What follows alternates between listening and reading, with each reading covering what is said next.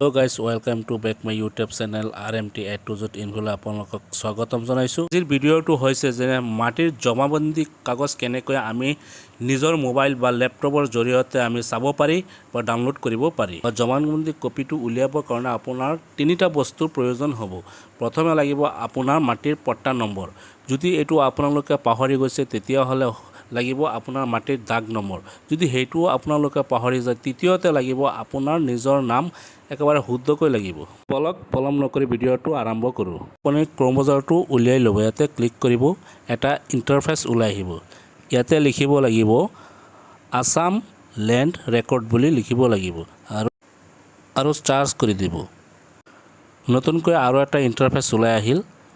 ইয়াতে আপোনালোকে চাব লাগিব যিটো প্ৰথম লিংক আছে, প্ৰথম লিংক যিটোত লিখা আছে গভৰ্ণমেণ্ট অফ আসাম, ইয়াতে আপোনালোকে ক্লিক কৰিব। লগে লগে আপোনাৰ আৰু এটা পেজ ওলাই আহিব। ইয়াতে আপোনালোকে চাব তলফালে যাব, টানি পেলাই তলফালে যাব, গৈ পেলাই ইয়াতে চাব আপোনাৰ লিখা আছে জমানবন্দী বুলি এটা অপশ্যন, তাতে এটা আহিব প্ৰচিড। এই প্ৰচিডত আপোনালোকে ক্লিক কৰি দিব। ইয়াতে সৰুকৈ আপোনাৰ এটা পেজ আহিব। ইয়াতে ৰেভিনিউ assam.nic.in বুলি লিখা আছে, ইয়াতে ওকে কৰি দিব। লগে লগে আপোনাৰ ফাইনেল পেজটো ওলাই পৰিব। লগে লগে ইয়াত সকলোবোৰ আপোনাৰ জিলাৰ নাম ওলাই পৰিব, সাৰ্কল, ভিলেজ এনেকৈ সকলোবোৰ বস্তু ওলাই পৰিব। মই মোৰ নিজৰ জিলাটো মই সিলেক্ট কৰি লৈছোঁ, নগাঁও জিলাটো মই সিলেক্ট কৰি লৈছোঁ। ইয়াৰ পিছত সিলেক্ট কৰিব লাগিব সেই জিলাৰ ভিতৰত ব্লক, নিজৰ ব্লক কি। মই মোৰ নিজৰ ড্ৰিম ব্লকটো সিলেক্ট কৰি লৈছোঁ। এতিয়া চাব লাগিব নিজৰ গাঁও। এই লিষ্টত আপোনালোকে চাই যাব নিজৰ গাঁওটো।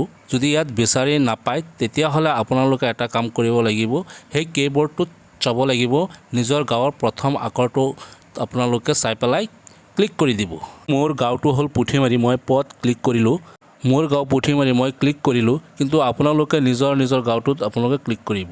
ইয়াৰ পিছত আৰু এটা আপোনাৰ নতুন পেজ ওলাই আহিব। এয়া হৈছে আপোনাৰ নিজৰ যিটো দাগ নম্বৰ আছে সেই দাগ নম্বৰটো ইয়াতে বহাব লাগিব। যেহেতু মোৰ নামত নিজা কোনো তেনেকুৱা মাটি নাই, মই 855 এটা দাগ নম্বৰ মই বাছি লৈছোঁ। ইয়াতে মই দাগ নম্বৰটো বহোৱাৰ পিছত আপোনালোকে চাব কেপচা টাইপ হিয়াৰ বুলি এটা অপশ্যন আছে।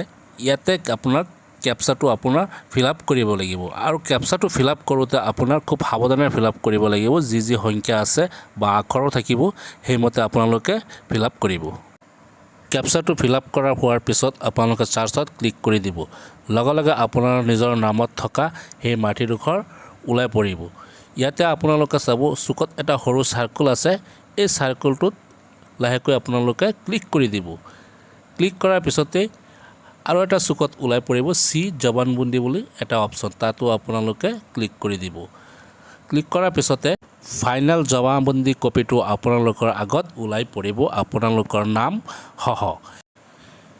ইয়াতে আপোনালোকৰ আগত আহি গৈছে চাব আপোনালোকৰ জিলা, আপোনালোকৰ গাঁও, লগতে আপোনালোকৰ যি দাগ নম্বৰ আছিল সেইটো আপোনালোকে কনফাৰ্ম কৰি ল'ব।